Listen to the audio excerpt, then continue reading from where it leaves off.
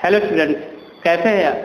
मैं Sanjay Pandey, chemistry teacher, आप सभी का स्वागत करता हूं। जैसा कि आप जानते हैं, पिछले वीडियो में आपको शून्य कोण की अभिक्रिया, प्रथम कोण की अभिक्रिया, शून्य कोण की अभिक्रिया का अर्धायकाल, प्रथम कोण की अभिक्रिया का अर्धायकाल के बारे में जानकारी दिया। आज की क्लास में आपको हम अर्धायकाल किसे कहते हैं व्यंजक व्युत्पन्न कीजिए, यानी ओनली हाफ लाइफ पीरियड। फिर से हाफ लाइफ पीरियड के बारे में आपको जानकारी देंगे। है क्या हाफ लाइफ पीरियड, इसका डेरिवेशन क्या है, क्योंकि आप पढ़ चुके हैं, बहुत ही इंटरेस्टिंग टॉपिक, बहुत ही इंपॉर्टेंट क्वेश्चन ये है। और निश्चित रूप से इन 5 क्वेश्चन में से आपको एक क्वेश्चन पेपर मिलेगा, क्योंकि जो डेरिवेशन है सिर्फ 5 है, ओनली 5। कौन कौन सी? शून्य कोण की अभिक्रिया का अर्धायकाल, शून्य कोण की अभिक्रिया का व्यंजक और अर्धायकाल, 2 क्वेश्चन ये हो गए। प्रथम कोण की अभिक्रिया और प्रथम कोण की अभिक्रिया का अर्धायकाल, 2 4 क्वेश्चन हो गए। और एक क्वेश्चन हमारा ये है आपका हाफ लाइफ पीरियड, यानी अर्ध आयुकाल किसे कहते हैं व्यंजक व्युत्पन्न कीजिए। इन 5 क्वेश्चन में से निश्चित रूप से आपको एक क्वेश्चन मिलेगा पेपर में। ठीक है बच्चों, याद रखिएगा। और अब हम सॉल्व करते हैं लास्ट, यानी आपका हाफ लाइफ पीरियड क्या है, इसके बारे में अध्ययन करेंगे। मैं आपसे सिर्फ उम्मीद करता हूं आप घर में होंगे, अच्छे होंगे, स्वस्थ होंगे और इस वीडियो को जरूर आप देखते होंगे, क्योंकि लॉकडाउन तो चल ही रहा है, तो उसके माध्यम से आप अच्छे से पढ़िए, घर में रहिए। और जो क्वेश्चन जिस पॉइंट में आपको यदि समझ में नहीं आता है तो आप उसको कमेंट कीजिए। यदि आप कमेंट करेंगे तो निश्चित रूप से आपके क्वेश्चन का जवाब दिया जाएगा।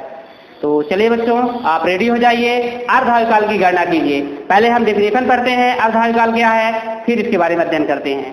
किसी अभिक्रिया का अर्धायकाल वह समय है, किसी अभिक्रिया का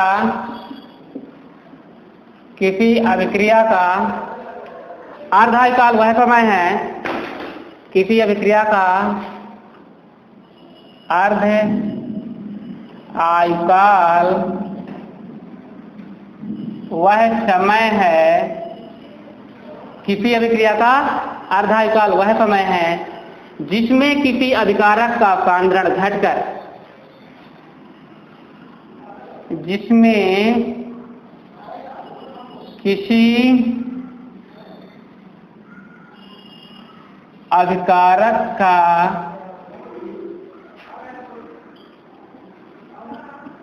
सांद्रण घटकर, जिसमें किसी अभिकारक का सांद्रण घटकर क्या हो जाता है, अपने प्रारंभिक सांद्रण का,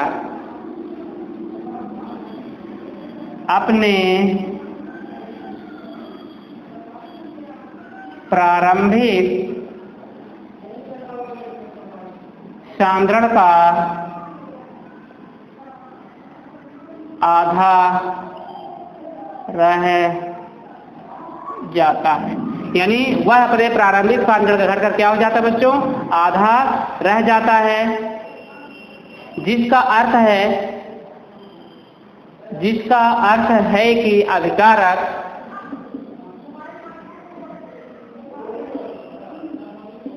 जिसका अर्थ है कि अभिकारक क्या करता है, जिसका अर्थ है कि अभिकारक क्या करेगा, अभिकारक का प्रारंभिक सांद्रण आधा, अभिकारक का प्रारंभिक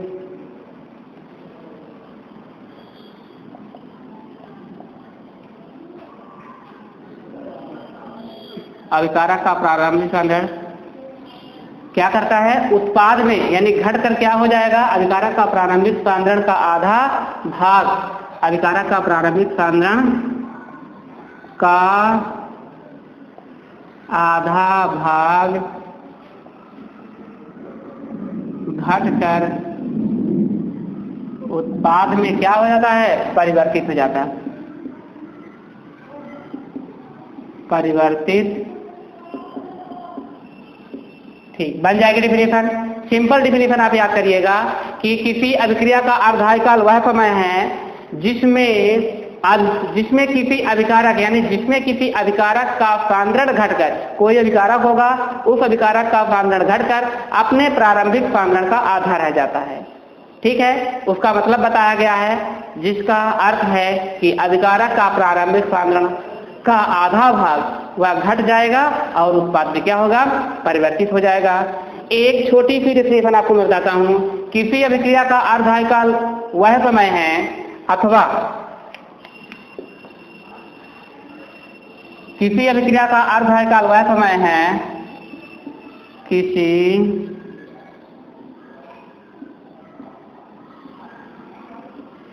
अभिक्रिया का अर्ध आयुकाल वह समय है, यानी किसी अभिक्रिया का अर्ध आयुकाल वह समय है जिसमें अभिक्रिया आधी पूर्ण हो जाती है, जिसमें अभिक्रिया आधी पूर्ण हो जाती है। इसे टी हाफ से व्यक्त करते हैं। क्या करते हैं? टी हाफ से व्यक्त किया, यानी इसे हम क्या करते हैं बच्चों? टी हाफ से व्यक्त करते हैं, यानी टी हाफ का मतलब T1/2 से व्यक्त किया जाता है। ठीक है बच्चों, समझ में आ गया है ना? यह हमारी अभिक्रिया के अर्धकाल का परिभाषा है, इसके माध्यम से आप समझेंगे। ठीक है बच्चों, चलिए स्टार्ट करते हैं। प्रथम कोटि समीकरण के अनुसार हम किया कैसे पढ़ेंगे? प्रथम कोटि की समीकरण के अनुसार, यानी प्रथम कोटि की अभिक्रिया से हम पढ़ेंगे और इसको सॉल्व करेंगे। प्रथम कोटि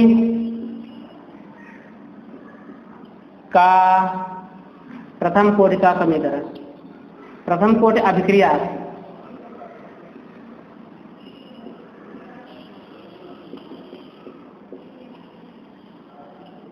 क्या होगा? प्रथम कोटि की अभिक्रिया का समीकरण बच्चों बताइए।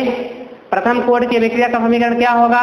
तो आप इसको पढ़े होंगे, T = 2.303/T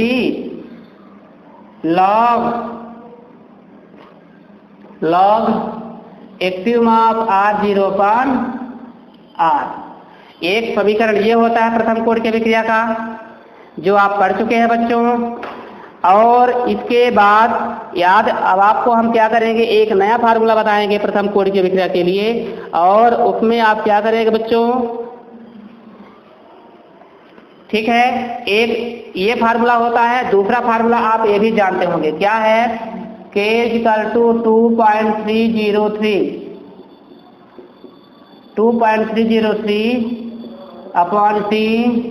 log क्या होगा बच्चों? A/A-X। ठीक है, A/A-X, यानी आपको एक्टिव मास और स्टैंडर्ड को हम A से व्यक्त किए और एक्टिव मास ऑफ R को A-X से व्यक्त किया गया है। ठीक है, तो ध्यान दीजिएगा, आप इसकी सहायता से भी आप सॉल्व कर सकते हैं। हम दोनों फार्मूला के सामने आप ले करके मैं आपको सॉल्व करवा दूंगा। ठीक है बच्चों, देखिए कैसे होता है। यह हमारा अभिक्रिया तो समझ में आ गई ना? ऐसी अभिक्रिया जो केवल अपने अभिकारक का सांद्रण घट करके प्रारंभिक सांद्रण का क्या हो जाता है? आधा हो जाता है, उसे हम क्या कहते हैं? अर्धकाल। यानी किसी अभिक्रिया का अर्धकाल वह समय है जिसमें अभिकारक का सांद्रण घटकर, अभिकारक का मतलब क्रिया करने वाला, अभिकारक का सांद्रण घटकर अपने प्रारंभिक सांद्रण का आधा हो जाता है, उसे अर्धकाल कहा जाता है। और अर्धकाल को T हाफ से व्यक्त करते हैं। ठीक है बच्चों, चलिए हम इसका डेरिवेशन सॉल्व करते हैं। T बराबर T हाफ और R बराबर क्या होगा? T = T हाफ और A-X क्या हो जाएगा? A/2। T = T1/2 और A-X क्या हो जाएगा? A/2। हम दोनों विधि की सहायता से आपको सॉल्व कर देंगे। t इक्वल टू 2 करेंगे और a माइनस x के स्थान पर हम क्या करेंगे, a/2। चलिए क्या होगा, तो k equal to 2.303 upon t 1/2 log क्या होगा, a माइनस x के हिसाब पर क्या लिखेंगे, a/2। ठीक, कितना समझ में आ गया। अब चलिए आगे क्या करना है बच्चों, इसको सॉल्व करेंगे, a से a कैंसिल हो जाएगा, तो k equal to 2.303 upon t 1/2 log 2, इसका मल्टीप्लाई इसमें log 2। और आप बच्चों पढ़ चुके हैं log 2 इक्वल टू होता है 0.3010 के। तो आप चलिए सॉल्व करिए, k इक्वल टू, अब k को हम क्या करेंगे, चेंज कर देंगे, t 1/2 equal to 2.303 upon k, log 2 का मान क्या होता है 0.3010। तो चलिए सॉल्व करिए, t 1/2 इक्वल टू, अब जब हम 2.303 इंटू 0.3010 का मल्टीप्लाई करेंगे तो 0.693 आएगा। तो आप अगर अगल में करना तो कर सकते हैं, मैं तो कई बार किया, 0.693 अपॉन k। और ये क्या है, अर्ध आयुकाल के लिए क्या निकल के आ गया बच्चों, व्यंजक निकल के आ गया। याद रखिएगा log 2 इक्वल टू 2.303, आप इसको मान याद रखिएगा, तभी जाके आपका आंसर निकलेगा। ठीक है, log 2 का मान रखिए, log 1 का मान रखिए। यदि ऐसे मान आपकी जरूरत होगी तो आप कमेंट कीजिएगा, मैं आपको एक टेबल बना दूंगा इस लॉग के माध्यम से। ठीक है बच्चों, लॉग वाली टेबल। तो ये आपका क्या है, इस फार्मूला के माध्यम से आया। चलिए मैं दूसरे फार्मूला के माध्यम से, जो भी आप प्रथम कोड की अभिक्रिया पढ़ चुके हैं, उसके माध्यम से आपको क्या करते हैं, डेरिवेशन सॉल्व करवाते हैं। ठीक है, हमारे पास पेपर में क्वेश्चन किसी प्रकार का आए आपसे बनना चाहिए। ये दो हमारे पास फार्मूला है प्रथम कोड के लिए, फर्स्ट फार्मूला और सेकंड फार्मूला, यानी दोनों फार्मूला में आपका क्या है, प्रथम कोड की अभिक्रिया का ही व्यंजक है। आप इसके माध्यम से आप सॉल्व कर चुके हैं। अब चलिए हम फर्स्ट डेरिवेशन से सॉल्व करते हैं। चलिए क्या होगा, प्रथम कोड क्या लिखेंगे बच्चों, प्रथम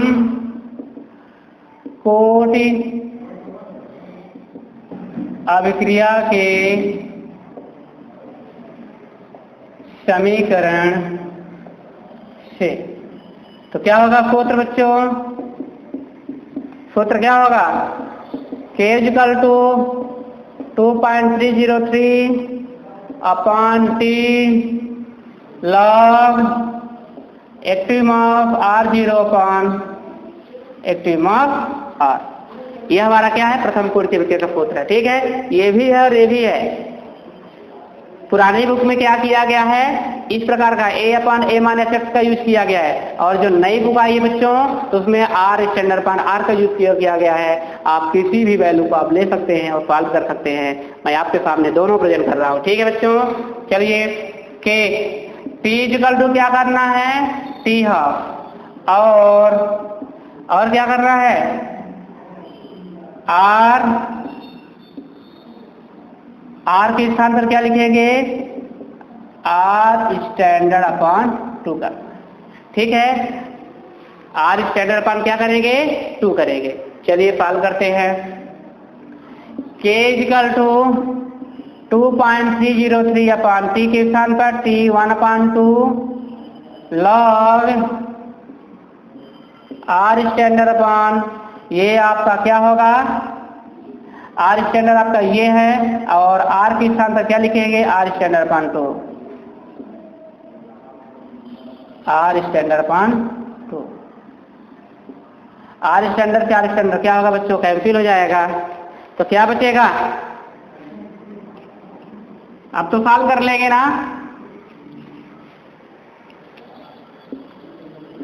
t 1/2 इक्वल टू 2.303 लॉग, ये 2 ऊपर जाएगा, log 2 अपॉन t के स्थान पर क्या लिखना है, के लिखना है। टी कहाँ चला गया, ये आपका पक्षांतर हो गया। T half is equal to 2.303, t half is equal to 2.303। log 2 कौन है, ये log है हमारा, और वह आर से कैंसिल हो गया तो 2 बचेगा अपान के। अब आपको पता है, क्या पता है बच्चों,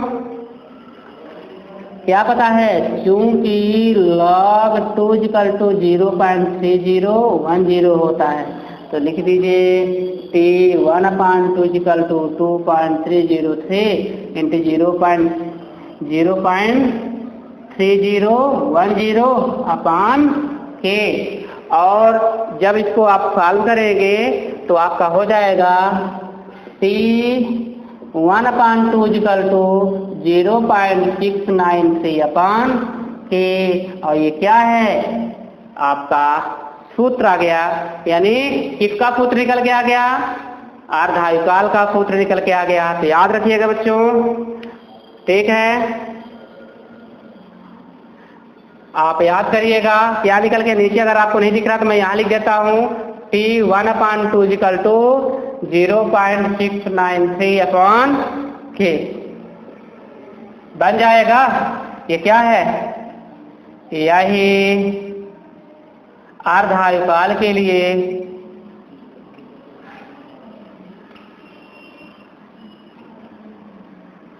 या इसको आप लिख दीजिए समीकरण है, यही अर्ध आयुकाल के लिए समीकरण का, अर्ध आयुकाल के समीकरण का, अर्ध आयुकाल के समीकरण का बन जाता है। ठीक है बच्चों, बन जाएगा।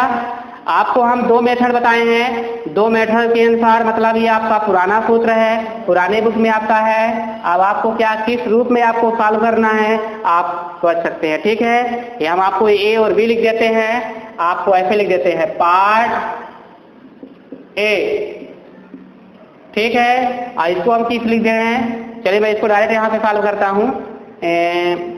प्रथम कोड का सूत्र क्या हो जाएगा, k equal to 2.303 upon t log a upon a minus s, और आपका ये हो जाएगा पार्ट बी। किस रूप में आएगा ये,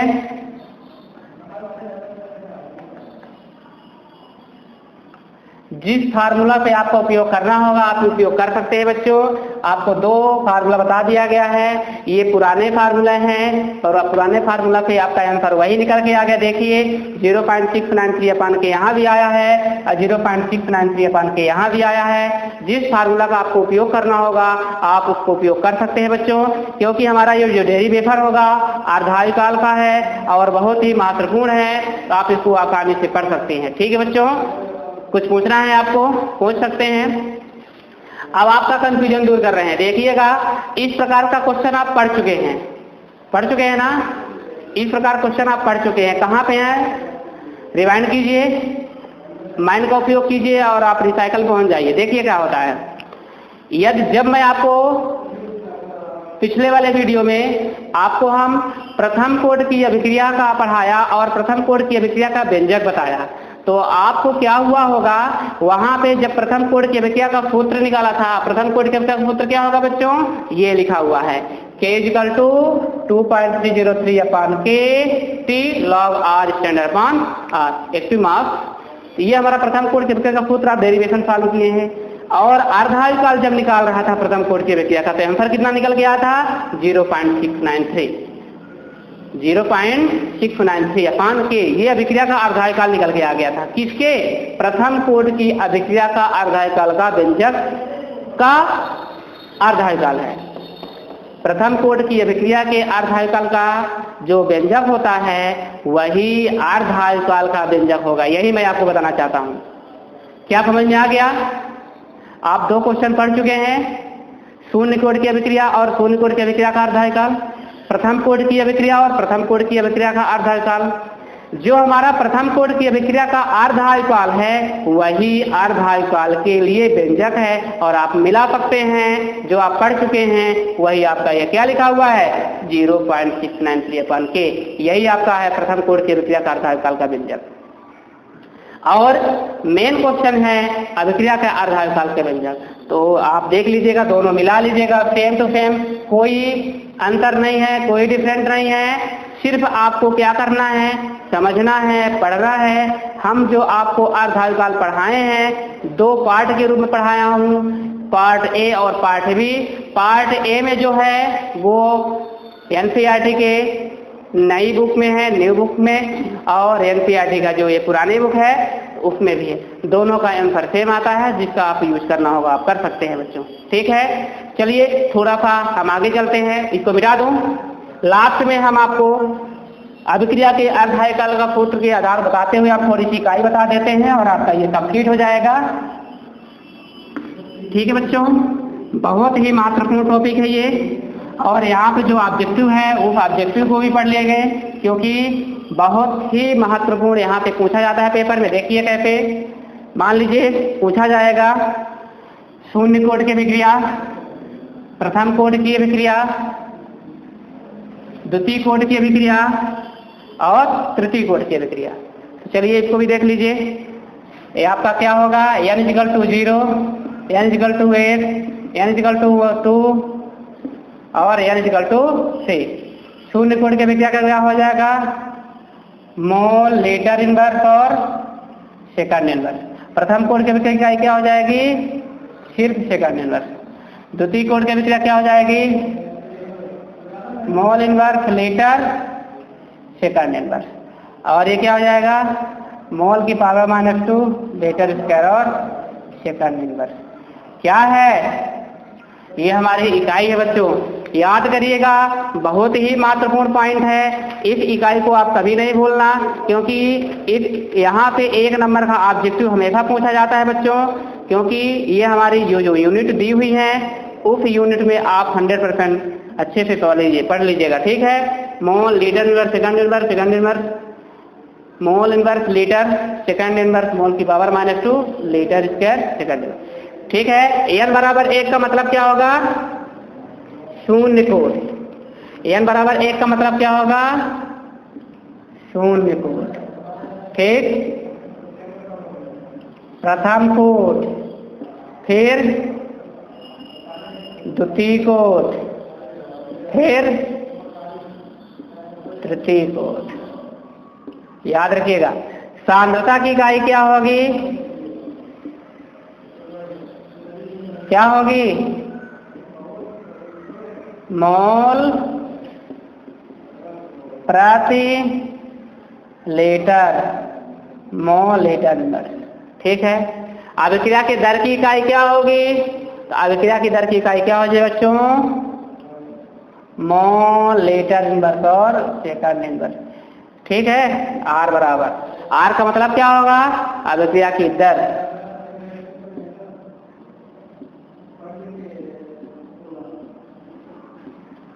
अभिक्रिया की दर की इकाई।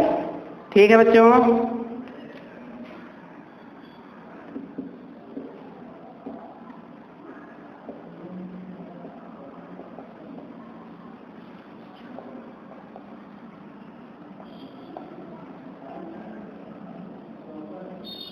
विभिन्न अभिक्रिया की कोड की इकाई।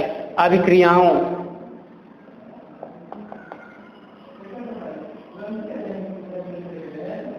विभिन्न अभिक्रियाओं की कोड की इकाई, यानी याद रखिएगा हमारी ये विभिन्न प्रकार की अभिक्रिया होती हैं। उन अभिक्रियाओं में n = 1, n = 2, n = 3 और n = 0, इन सभी में सभी की इकाई लिखी हुई बच्चों।